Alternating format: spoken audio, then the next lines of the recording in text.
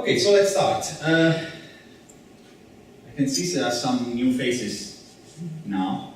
This morning I talked more in general about what is cross-media and transmedia.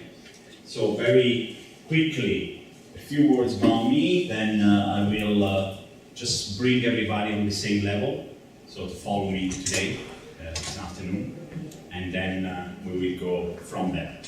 So I teach at university cross-media production and transmedia storytelling at Baltic Film and Media School in Tallinn. It's the only film school in the Baltics. And one of the biggest, actually, if not actually the biggest, in the Nordic countries. And then I advise public service broadcasting in Estonia on cross-media and platforms. And I have my own company, transmedia production company, solely based on cross-media. Right, so this is about me, and today, this afternoon, we are going to talk about specifically about cross-media and civic engagement, and what you can achieve through cross-media. But before going there, let's just make sure that everybody has an understanding of what I'm talking about. So if you were not here this morning, now you can follow the discourse as well. So before, let's say, a classical media franchise looked like this, right? Which you could implement these elements by themselves or together. So either you were a movie producer and you make what? A movie. You're a game producer, you make a game, etc., etc. You're a book. Then we enter the phase, the culture of multimedia. And lots of people started creating content for different platforms, either by repurposing the same content across platforms. So you create once, you publish many times. Or by creating narratives across platforms, and this is what is transmedia storytelling. So where you, for example, start the story with a film, where you have 3 characters, 2 main characters and 1 side character. Then perhaps the side character, you develop it further, the story of the side character, into a book. And then maybe, I don't know, the story of the dog, of the family, you make a video game, simple video game to play with. So in a way that you intertwine the movie, the game, and the book in a meaningful way to create a complete and full story world.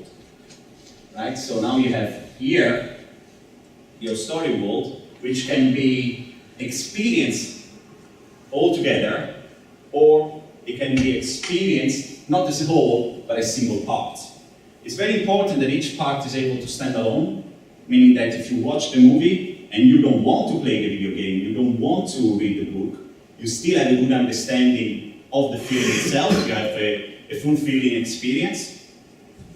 If you then want to migrate from one platform to another, you will get a bigger experience. Another very important aspect to know in transmedia is that the entry points might be different. So me, I'm a film fan, I might enter this story world through the movie, right? But then maybe there is another guy that doesn't like films but likes to play video games. He might enter the story through the video game, right? And then perhaps migrate to the other text, media text. Sure. It's important that you can't combine movie and book in your draft. You can combine only game with movie and the game with book, but movie with book can combine. It was combined before the last. I could have put an animation here that you could combine them how you want, but it's just a feature. You need some hardware. Right. In a different dimension, you can actually just. Right. So this is what is transmedia storytelling. Now let's go into more of our topic today, which is cross-media, which in certain parts of the world, for example in the USA, cross-media and transmedia are exactly the same terms. So I might use them interchangeably. In this part of the world, we make a difference, meaning that cross-media is about spreading content across multiple platforms without necessarily linking all the parts through the same unifying narrative. So it's not an exact continuation through the narrative, while transmedia uses the anthropological component more.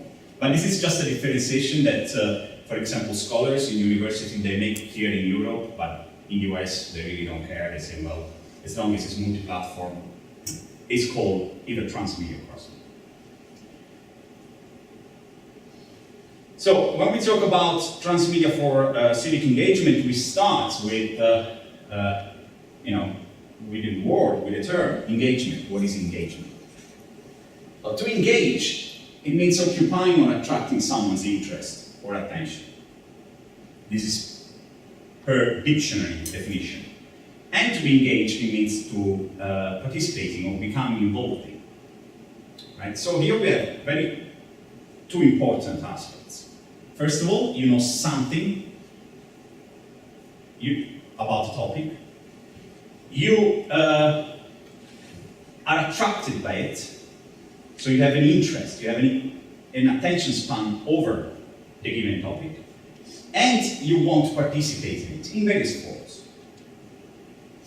So, engagement then in these terms becomes a comprehensive term that includes an emotional attachment, hence a psychologically favorable state of mind, and some forms of physical involvement. I stress here that is some forms of physical involvement is some, meaning that engagement not necessarily means that you are going out there and campaigning, or you're going there and protesting. The moment that you talk to your friends about something that is urgent for you, the moment that you spread that you become a kind of advocate for a given thing, you are already engaged. Of course, this might lead to controversies. For example, there is a term now that is very much used and debated, which is called slacktivism, meaning that now everybody thinks that is engaged because they share a photo on Facebook, right? So there is an event, and I'm like, okay, the guys got killed in Paris, right? I change the picture of my profile, or I click like. So my conscience is clear now, I've been an active citizen, that's it, I don't have to do anything. Yeah, that is the other side of the medal. However, there is always other people that instead of just clicking like in Facebook, they would do something else. Either donate money, or giving time, resources, expertise, etc., etc. So engagement occurs when an individual or group undertake tasks related to their interests and competence, learn about them continuously, participate freely, and immerse themselves deeply. They continue the task with persistence and commitment because of the value they attribute to the work. So this is very important. You see, immerse themselves deeply. If you were in the class this morning, I was talking about transmedia related to, Alice in Wonderland, the rabbit hole. How deep you make your narrative across different platforms that people can enter in your story and get deeper and deeper and deeper and deeper and get to know more. So you have the book, the example I showed you at the beginning. You have the film, you have the video game, you can have comic books, etc., etc. So how much people will spend their time in order to get to know more about the given message. So today I was giving an example of what I hate about certain way of doing journalism. The journalists often, you see, they make a reportage. I'm talking about a newspaper's online edition. So you have a video, you watch the video, then you go and read the article, and the article is exactly saying the same as the video. To me, it makes me feel that I'm wasting my time, right? And it's absolutely, pointless. Waste of resources, waste of time of the journalist as well, because someone has to type it. So if you have filled it in the article, perhaps say something different, add a layer of understanding. So this is the idea of transmedia, the rabbit hole, like in Alice in Wonderland, that each text adds, meaning. It shapes a bigger world. So this is what I mean by what is important here, to immerse deeply into the story. So to search for things. It's a bit the same thing when you think of Wikipedia. You start with an article, then there is the link to something else, you click on that, then there is the link to something else, you click on that, and you find out that you have spent the last 2 hours reading in Wikipedia when perhaps you were supposed to work or do something else. So that's what it is, engagement. So we can see engagement here as, first of all, you have an interest in something, you become aware of this something, and when I'm talking about awareness, I mean the knowledge or perception of a situation or fact. So you know that this fact exists, that this problem exists. And then you are concerned. Therefore you become well-informed, your interest becomes well-informed and in a particular situation or development. So you have, engagement is made then of various moments, which is, first of all, you have an interest, you become more aware, more knowledgeable about this, and then you are physically involved in it, as I said before, to a different degree, level of degrees. So having said this, we see now a model that was developed by Lina Srivastava. She's a social activist in New York, and she has created a movement that is called Transmedia for Social Change. So if you go on Facebook, you will find this group. And she has developed this model where she says, well, in order to have social change, so here when we talk about change here, we're talking about social change, we go through these phases that are from awareness, then there is the moment of engagement, the moment of action, to then have social change. When you have engagement, from a producer point of view, you have to create actionable content, so this content that sparks a reaction from the audience that will lead to the action. And of course you have the audience communities. So there is no action if you don't have a community. And it's your personal, it could be a personal action, but there is no social change without a community, or very rarely. One person can change the world at all. Not at least in social terms, in social change terms. There is a situation where one person could change the world. There is the one that press an atomic bomb, atomic bomb button, but that is not social change, all right? But it is some sort of social change. Okay, let's not go into that. You know what I mean? Yeah. So, this model is applicable to any type of cross-media project. So we don't have to necessarily think of just specifically to social change. It can be, the same principle could be used for any type of cross-media projects. I tend to disagree with Lina on this, for a very little reason. Lina sees these moments as separate moments, and one as the consequence as the other. This might have been true in the past when, for example, we didn't have social media, when technology didn't allow us to engage in public discourse, in confrontation with others, in action at the speed that we are able to do today.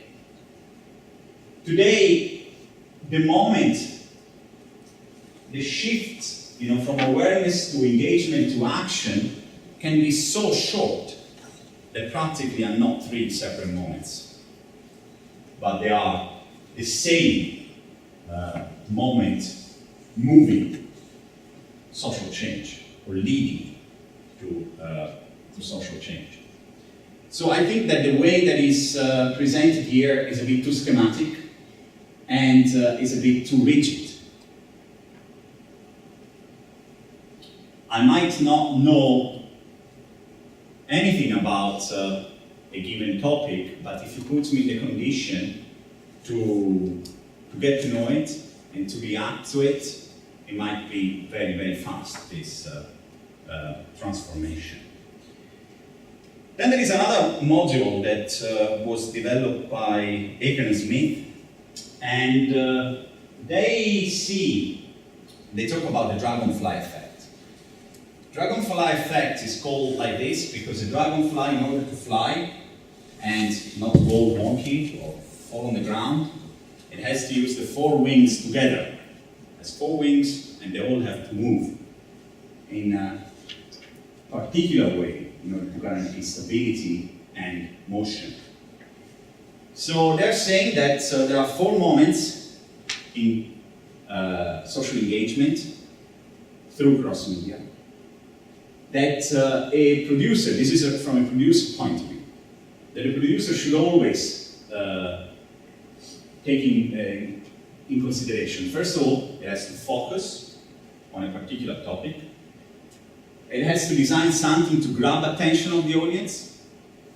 It has to design something that allows the engagement of the audience, participation of the audience, and it has to design something that allows the action to take place, therefore, a social change.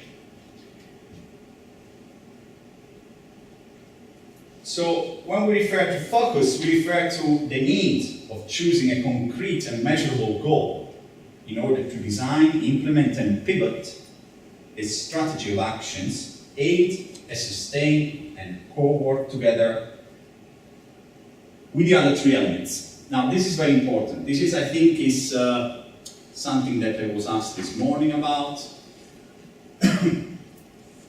Focus means to have a goal that is achievable, and ideally, that is measurable. So here, we refer to the concept of macro goals and micro tactical goals. And later on, I will give an example, a very concrete example, of the difference of the two. So remember that. When you design a cross-media project, because already the scope of cross-media is so large, there are so many different platforms, if you don't have a very narrow focus goal point, the task becomes extremely daunting for your audience.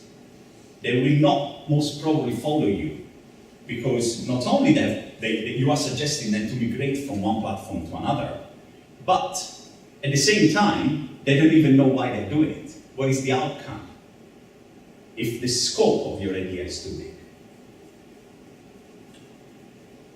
Then they say it's important that you grab the attention of the audience. So cutting through the noise of social media today with something unexpected, visual.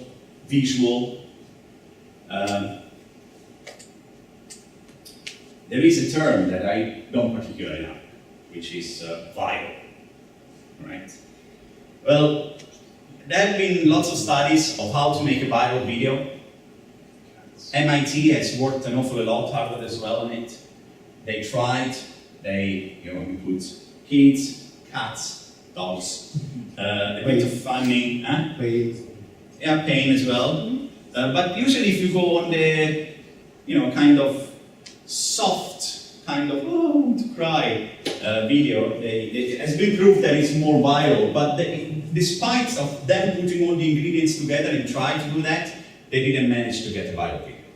So a viral video depends on so many particular circumstances, time of the year, mood, weather probably, that is a bit difficult to define. But anyway, what Aker and Smith are suggesting, that in order to have a successful cross-media campaign, you need to create something that will grab the attention of the audience in any form. Either the story, either the visuals, either the technology that you use, that is so cool, so innovative, but you need that hook. But that is in any story. A film without a hook is not a film. A brand without a hook, probably, well, it's not a brand. The product can exist without a hook, maybe it doesn't sell, even if it's a good product, but you need something in order to attract an audience response, or a customer response. Then they talk about engagement, and we already have seen that. So for them, engaging is about empowering the audience to care enough to want to do something for themselves, right?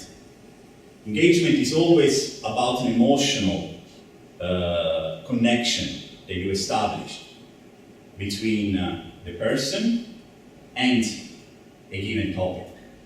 Without an emotional connection, without thinking that you're part of something, people will probably not act, will not get engaged. So when you're part of something, then it becomes something that you care, that is part of you. The sense of community. Why are you here today? You're here today because you belong to a community. So you're doing something for yourself, you care about it. Without that, you would have probably stayed at home with your families, with your friends. You wouldn't be here. And then take action in their model. The Dragonfly model means designing experience capable to move people from an emotional attachment to an actual physical involvement. Again, we go back to the concept of participation, right? So I want to do something. I want to change the world, even if my contribution is very small, it's very little. So, having said that, I combine the two models. Srivastava and Aker and Smith, and I'm suggesting a new approach, which is this module that cross-media civic engagement comes from the sum of having a specific proposition, of designing your cross-media experience in order to grab attention, and in public, in the empowerment of the public. And now what we're going to do for the rest of this lesson, I will give you 3 examples of having a specific proposition, in designing to grab attention, and in empowering your public, letting them feel that they're part of your experience. So that it's not anymore your experience, but it's our experience. The first one is about a specific proposition, and therefore when I talk about specific proposition, I link back to the notion of macro goals and micro tactical goals. Who has seen the documentary The Code? Maybe our American friends? You seen it? I know about it, I haven't seen it. All right. Okay, so The Code was 2010 Oscar winner, done by activists that they are not filmmakers when they make the film. Well, one of them is a photographer. It's actually a very renowned photographer, which is the director of the film. Is a national photographer, national photography director. And there was a problem. Well, let's go step by step. So, the cross-media campaign was made of a documentary and an outreach campaign. That's how they call it, outreach. Outreach is what I would call, in this case, cross-media for social change. So they have not only the documentary, but they have a web hub where you could go there and there were different things. They organized events, you could donate money, you could watch other videos, you could link to other pages where to get more information about the topic that they are dealing with. Award-winning documentary, and it's about the annual slaughter of dolphins in a little bay in Japan, which is called Taiji. And in this bay, there are the migration of movements, the routes, the migration routes of dolphins. And dolphins, they are not killed for food. They are captured for shows, for entertainment, in aquatic centers. Now, United States of America actually has now a new law, thanks God, that is not allowing to capture from the wilderness dolphins to be used in aquatic centers. So they can only use it in production, in captivity. While other countries, not Europe, so we're talking about Asia, Southeast Asia, Africa, and South America, still allow the practice of taking animals, dolphins from the wilderness. What happens so is that they capture the, I don't know for the dolphin what it is. It's a herd. The group of dolphins, that they live together. I don't know, they're mammals, so I don't know what it would call that. And the most beautiful one gets selected and sold for quite a lot of money, and the uglier one, they get killed. And Why don't you let them all away? sorry? Why don't they just let them all? Because it's not, Japanese people, they are great consumers of whale meat. Now, dolphin is a subspecies of whales. The only problem with dolphins is that the way that they process mercury is completely different to actual whales, and they are much more toxic. So, to Japanese people, they sell it as a subproduct of whale's meat, and it's on the verge of being legal and illegal. Because, of course, they have the maximum weight of level of mercury that you can sell meat with. And they play really on a very thin line. They're always just a tiny bit below the level, but still, if you have a constant consumption of it, then you really, incur into health problems. So they sell it for very low, cheap option. A bit the same story with the sushi that we get here compared to Japan. So let's see a trailer of it. My friend is so much fun. He's always playing tricks on people. He is so smart. In fact, he's one of the most intelligent beings on the planet. This friend can literally see through me. And I'm not kidding. My friend races sailboats and always wins. My friend has no problem hitting a high. My friend can surf waves 25 feet high. With no board. I'd like to see you try that. This friend can understand us, but we can't understand him. He saves lives. He saves lives. He saved human lives. He's always smiling. But that doesn't mean that he's always happy. My friend doesn't belong in captivity. My friend does not belong in captivity. He doesn't belong in captivity. His home is in the ocean.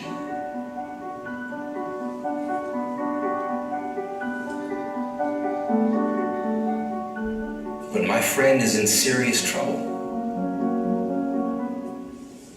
In fact, he's fighting for his life right now. Right now. Right now. Off the coast of Japan, dolphins and porpoises are driven to a horrible fate. The most attractive are chosen for life in captivity. The others are brutally killed. Their meat, which contains toxic levels of mercury, is sold as food. Majority of people in Japan don't even know this is happening. Please help us end this senseless slaughter. Please help us get the word out. Please join us in getting the word out. Help us get the word out. To find out more, Go to takepart.com/the cove. We are their biggest threat and their only hope. And their only hope. And their only hope. And their only hope. And their only hope. And their only hope.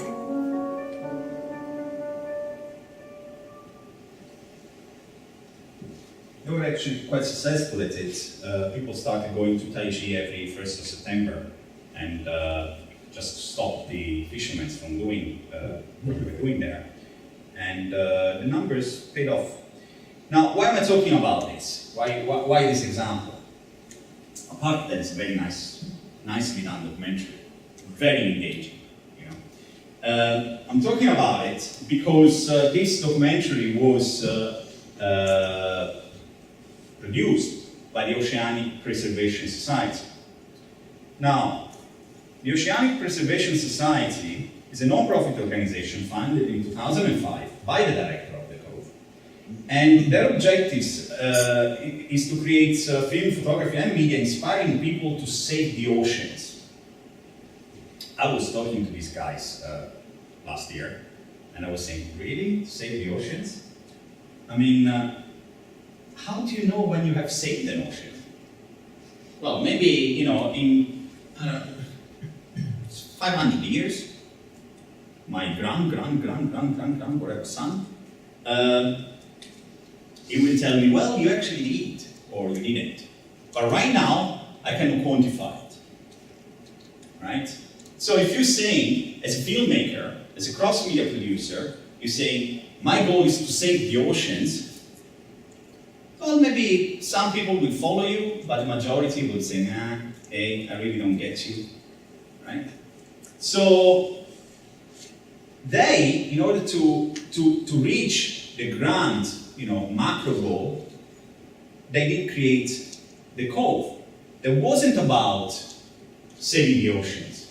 It was about stopping a very concrete issue, which is the annual slaughter of the dolphins in Taiji Bay, in South Japan.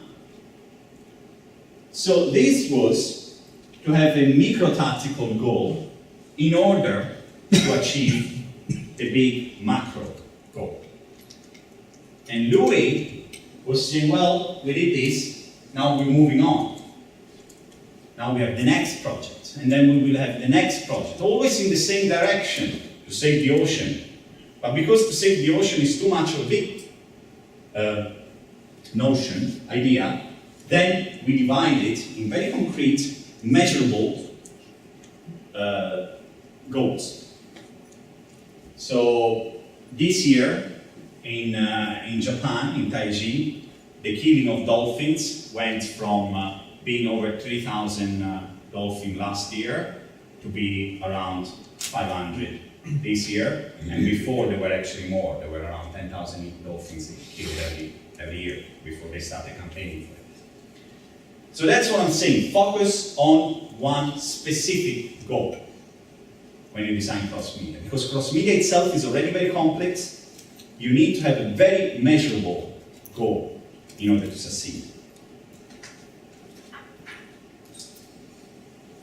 Then, going back to our model of cross-media for social change, there is the second very important point that you have to focus on. So, having a specific proposition, then you need to design your story in order to grab attention. And here, there is an example that very much refers to visual design. So the use of visual content. This is a 2004 cross-media project made of a documentary and again an outreach campaign. It was done, directed by Zana Brisky and by the same Lina Srivastava that developed the first model that I showed you.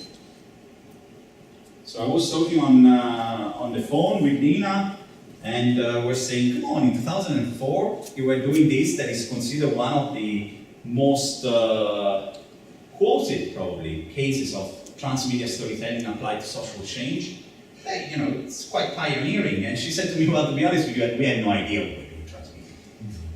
You know, we were just trying to reach as many people as possible on as many platforms as possible using images, using photography. Now, the story of this, as the title says, so the whole campaign, they had even 2 different names. So they had the cross-media campaign that was called Kids with Cameras, right? And the subtext of Kids with Cameras, it was the documentary film that won an Oscar, and called Born into Brothels. Now, the story is, Zana Brisky is a photographer. She goes to Calcutta in India, and she wants to take pictures of prostitutes. In Calcutta, they have red light district. It's a massive district. And we're talking about thousands of prostitutes. Very, very, very big, one of the biggest in the world. She goes there, and she finds out that prostitutes are not just, doing their jobs. They're having kids. And these kids were born into the brothel. They are living there, they are growing there, waiting to what they call to join the line. So if you are a woman, you become a prostitute.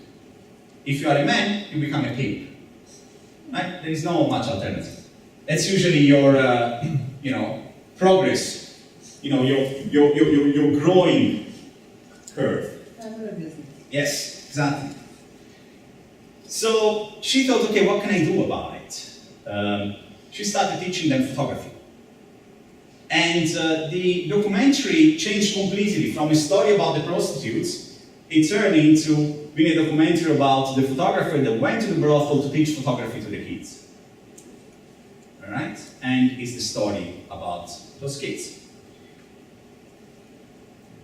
Now, in this poster here, please, remember this girl here, Hachi, and this boy here, a little bit chubbier boy. And then I will tell you something about it. It's almost impossible to photograph in the red light district. There's a whole separate society within itself. I mean, you just walk down that one lane and it's another world. And of course, as soon as I entered the brothels, I met the children.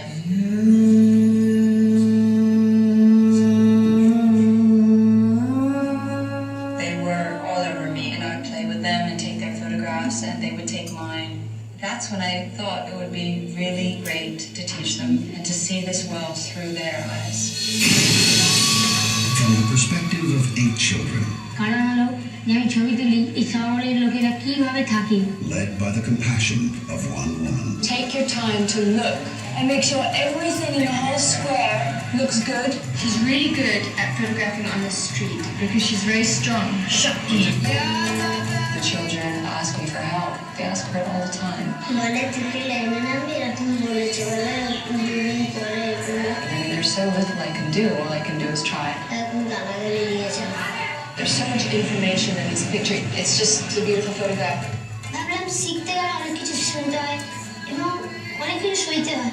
I'm not a social worker. I'm not a teacher even.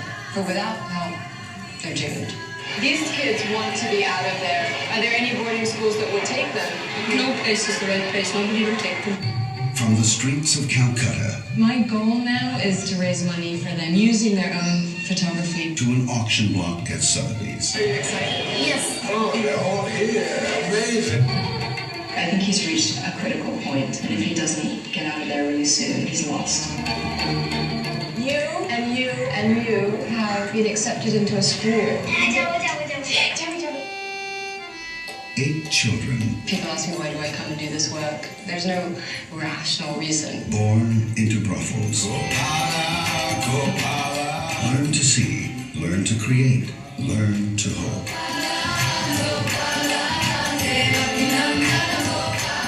Think Film presents the story of a courageous vision and the children who made it happen. Born into brothels.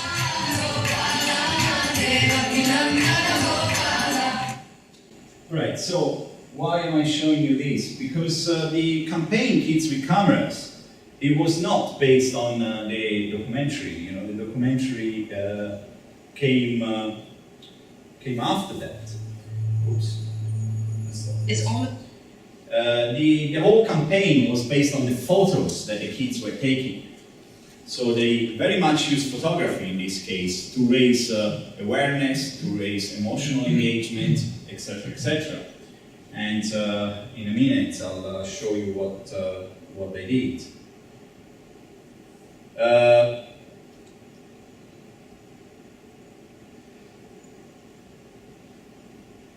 But before going there, here this quote says, design is a process with a tendency towards subjectivity. Right? So whatever you're showing is subject to what you are, whatever you want to say. And no single methodology approach or template will work for every situation. So we believe that an elegant concept alone is inadequate to ensure the success of an application. It must also be successfully translated into workable and useful embodiment that offer values to the user community and is easy to use. So we're talking here about photography. So you have a good proposition, you have a good idea, but you have to use it in a way that is subjective to whatever you want to say. And furthermore, although photography and images are always rooted in reality, right? And human attempts here, Broch says, to objectivity. Documentary photography are not linear, and they're always the perspective of the photographer or the message they want to sell. They're not precise, and they're never unequivocal. A documentary photograph, even a truthful one, never really tells us anything. It's a snapshot that you decide to select in order to attract your audience attention in order to tell a story. So who knows this picture?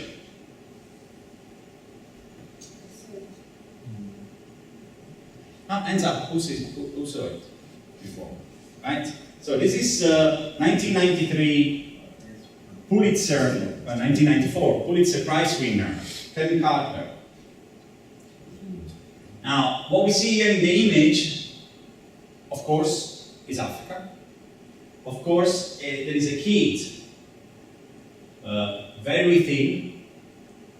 We don't know exactly what he's doing, and we see the vulture behind the kid. So 1993 was very much the time where the malnutrition in Africa was on the public agenda, on the media agenda. Right? I was born already in the 80s. Already was like that. I was born in the 70s, and my mom, when I didn't want to eat, always told me, "Oh, if we don't eat, think of the poor kids in Africa that they're dying." I didn't grasp the concept at that time. It was also in the Italy, yes? It's very universal. The story of the kids dying in Africa created a generation across countries of people with complex. I'm such a bad kid. Yeah. So this picture, what does it tell you? Do you know the story behind this picture? The kid is dying and the legal is going to eat. It's waiting. There's a photographer is photographing that. Sorry? And photographer there who's just watching it and making photos of that for hours.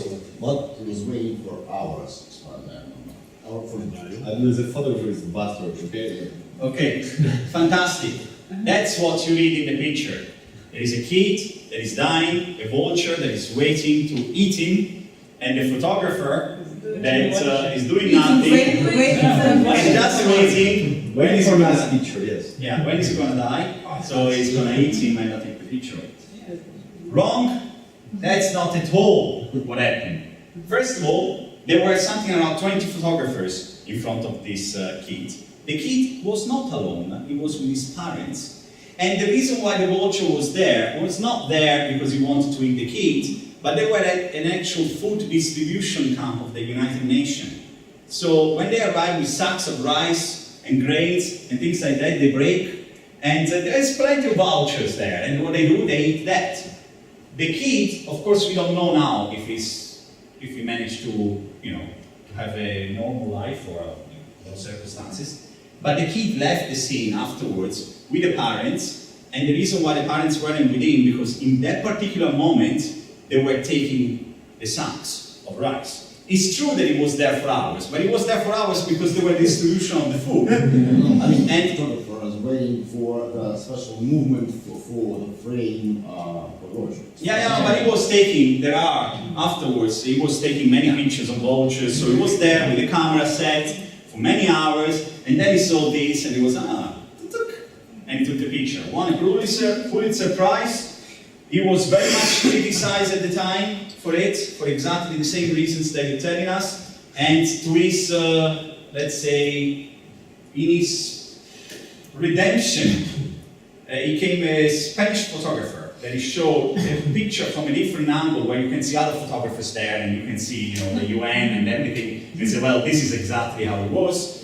However, we don't know why, but criticism, but this is a side info that I'm giving you.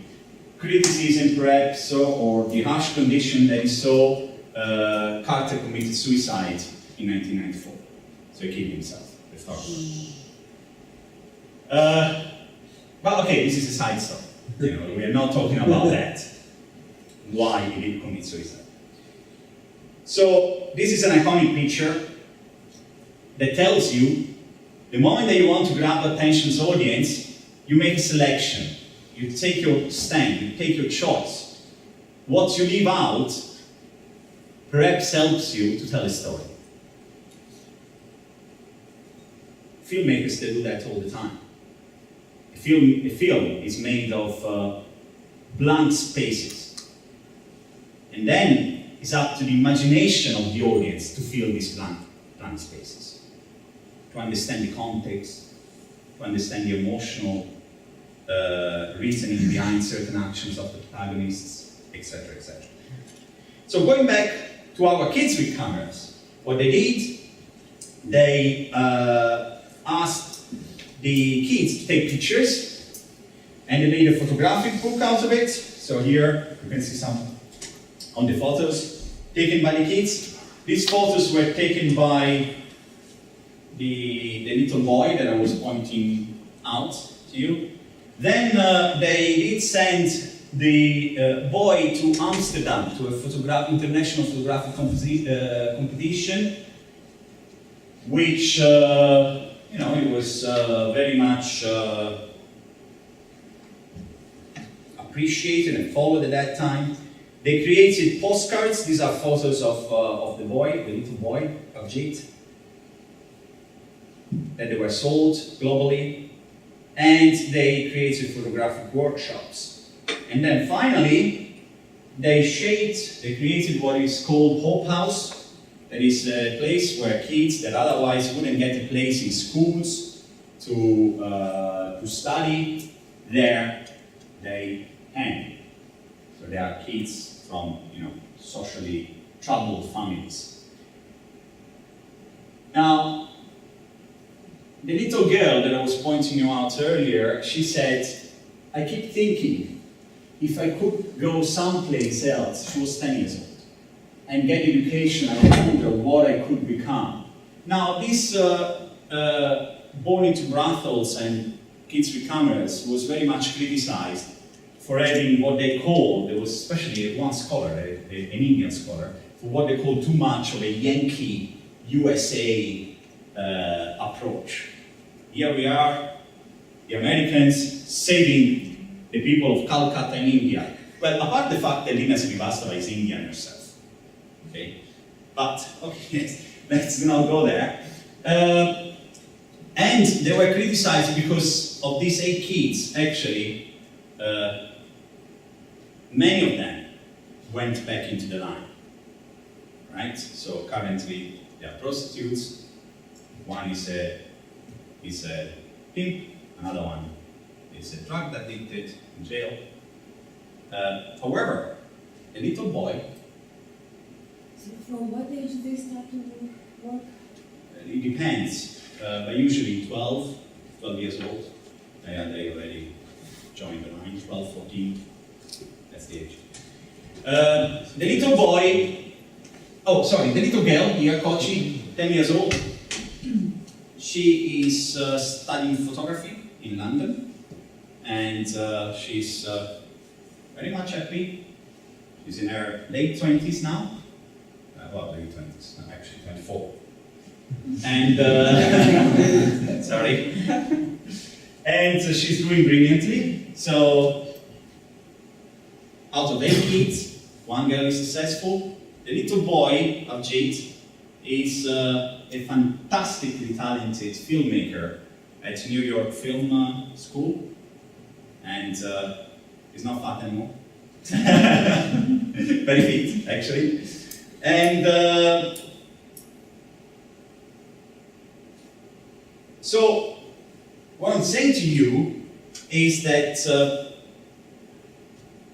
if you want change, right, and you use, in this case, photography, then change, how is it measurable?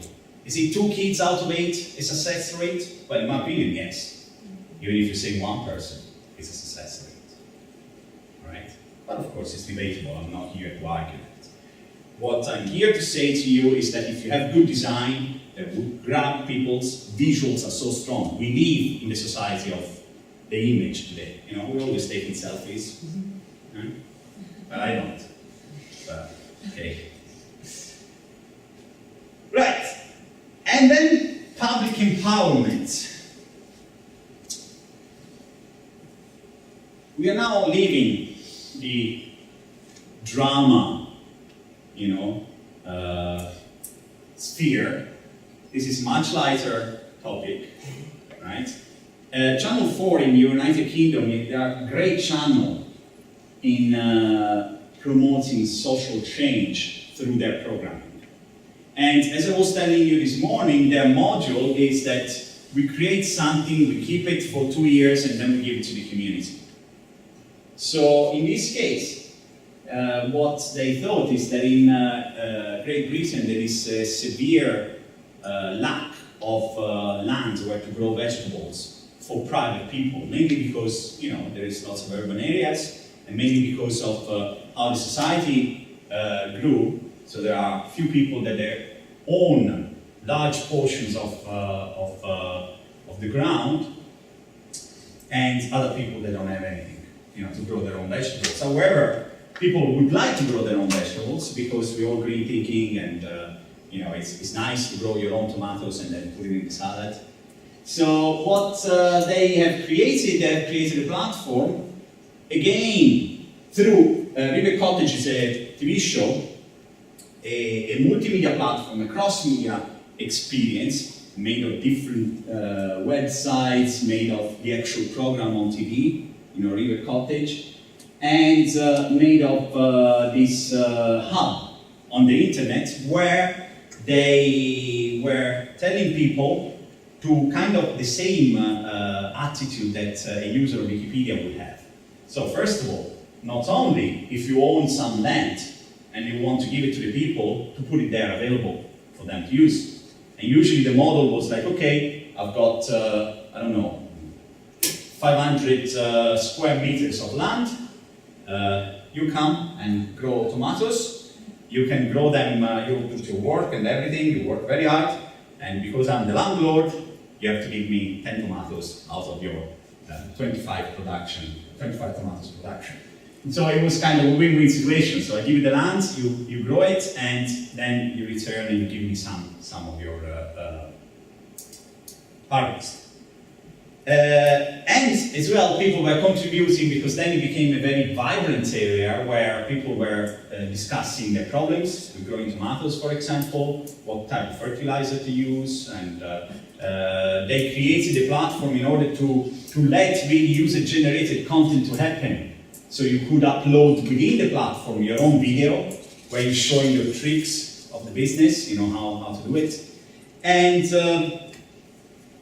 so it was really, really, really successful. It was launched in 2009, and it grew into a 55,000 people community. So 55,000 growers, all lenders in the United Kingdom, which is a massive number. I mean, if you think of the topic, it's so niche, Come to Landshare, a website that, as the name suggests, really is about sharing. It's about sharing land, of course, but it's about so much more than that. It's about sharing ideas, sharing resources, and sharing a passion for the very best seasonal homegrown veg. I'll never forget my own first homegrown harvest, popping the pods on baby peas, crunching my very own carrots. It's something that I now can't imagine living without. And I want as many people as possible to share in that pleasure. So if you've never grown vegetables before, why not give it a go? This website can help you find the land to do it on. And if you've got some land, why not make it available to people who can discover that extraordinary pleasure? So please, make the very best use of Landshare and explore this website. Go on the forum and chat to other veg growers about what they're up to. Consult our veg doctors for the best possible advice on growing your own. And find out who's doing what near you. Make new friends, share your passions, and of course, share your produce. That's what Landshare is all about. So in order to support this idea, what they did in River Cottage, he's a very famous tree presenter. He was growing his own vegetables, and then he's a chef and tree presenter. And then he was every week showing, according to the season, what he could harvest and how he could cook it. So he was showing in Channel 4 really how the experience of being part of Landshare was in first person. And then I was talking to Adam G, the Channel 4 multi-platform commissioning editor, and he told me that he said, for me, it is about infrastructures, where people can interact participatively. Well, he made up that word, so they can participate. So his idea, as I said to you earlier, Channel 4 creates the Crossmedia project, so creates the infrastructure for it, and then it gives it back to the society, to the community, which then the community keeps feeding the cross-media experience, so it becomes bigger and bigger. If you go to Landshare now, they have more than 55,000 users. It's a very striving community, they're very happy with what they're doing, it's still working, and it was done in 2009. So we're talking about 5 years ago. And now Channel 4 has moved into other topics. They have another project, it was Fish Fight, about the fishing quotas in the Nordic Sea, what they are allowed to fish, what they're not allowed to fish, changing the law, etc., etc. They have another project that is called the Great British Property Scandal, that in Great Britain there are so many houses that they are not used. So again, participatory project where they ask people, well, if you know that there is a house that is not used, you have spotted it, then let us know, put it in Google Map, that they developed their own engine actually. So we can know, we can map where there are these unused houses in the UK. In the UK there is a law that if a house is not used for 10 years, then it's public domain. Wow. Ooh. So you can enter and say, this is my house. Where is the website? Huh? Do you have a rifle to get into this house? Do you think you first? Where is the map available? Wow, can you know about that? The project is called the Great British Property Scandal. So you can search for it. The US is the same way. Sorry? The US is the same way. The timelines are the same. Yeah. However, wait a second, because there is a catch. Meaning that, of course, once you have entered, it is your right to claim the property, but it is not your right to stay there. So police will try very hard to throw you out. No, they cannot do it physically. So the catch is that someone has to be in the house all the time. Because if the house, then there is no one at some point, and police come there and change the lock, haha, done it, then you cannot enter anymore. They usually put concrete over windows and door while you're leaving the house. It's a risk that you might take. You get a house for free, Why not? Move to Detroit. And then usually they get an agreement. So there are areas of London where then the community gets together. First they were spotting the places, then they get together, and then they reach an agreement with the local government, and the houses become theirs. So it's a bit of twisted way. All right, so this is to conclude, and I have finished here for a long time. Cross-media for social or civic engagement is the result of having a specific proposition, so to be very focused in what you're doing, in using design, using visuals in order to grab the attention of people, very important, and to empower your public. And they work together, in a synergetic way. Now, I have put the public empowerment bigger because I think it's the real key to cross-media. You need to create projects where you actually ask for audience to participate, for many different reasons. One is from a simple production point of view. If you create a project, because in cross-media you create many projects, it's not just a film. You create a film, a book, and blah, blah, blah, blah, blah, blah. And then you're like, okay, but how many people do I need in my team? Right? So then there is this notion that probably you know already, which is crowd sourcing. That is not necessarily crowdfunding. So you're not asking for money, you're asking for people to do something with it. And for example, Lego was fantastic this year. What they did, they put the footage into a special web engine that they created of the latest video Lego movie. And they said, okay, you want to create the next Lego movie? Up to you, be our guest. So instead of saying, oh, this is our project, this is our footage, don't use it, you steal it from us. They said, no, do whatever you want with it. However, we retain the copyright. So if you do create something that is very nice, that is sellable for another Lego number 2, fine, it's our Lego, it's not yours. We give credit to you, so your name will be, from the great director from Latvia, great editor, that has put a new film together, but we make the money, you don't. All right, so this is all for me for today. Thank you very much for being here. And do you have any questions? Sure.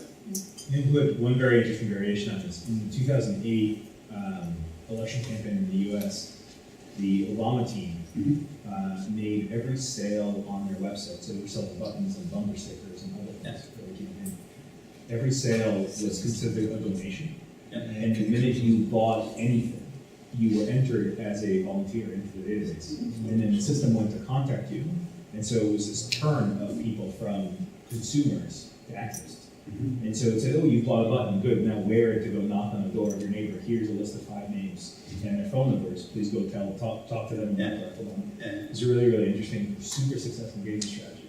And raised a lot of money and a lot of activity for the campaign. And like a couple million volunteers. It's an easy conversion rate because you have people that are already willing to spend as opposed to getting a native audience. Yeah. Of course, if you prompt, you have to design in a way that you do prompt participation.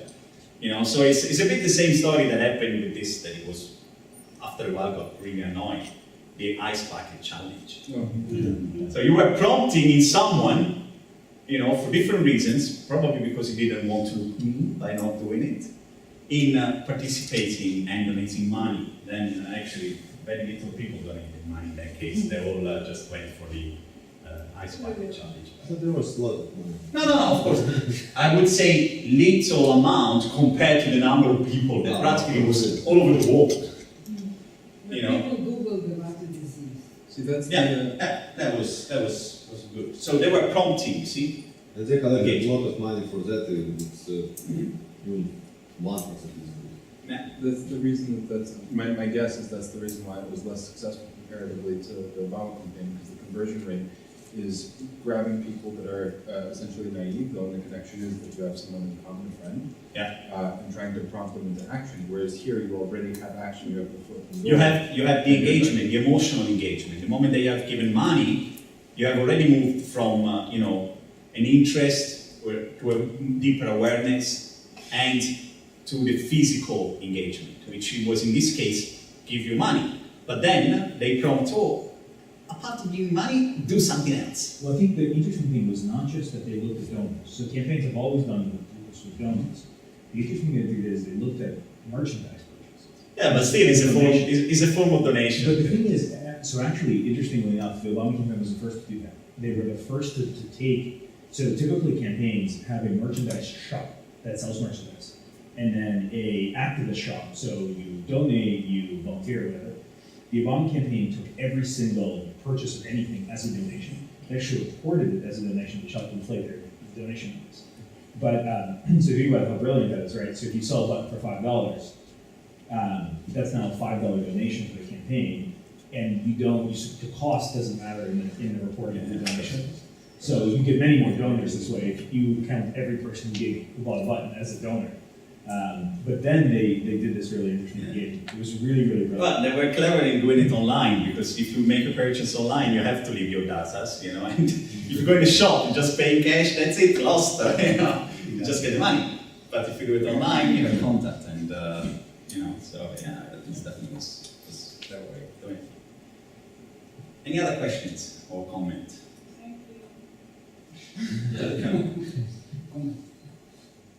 All right, then that's it. Thank you. Have a good day.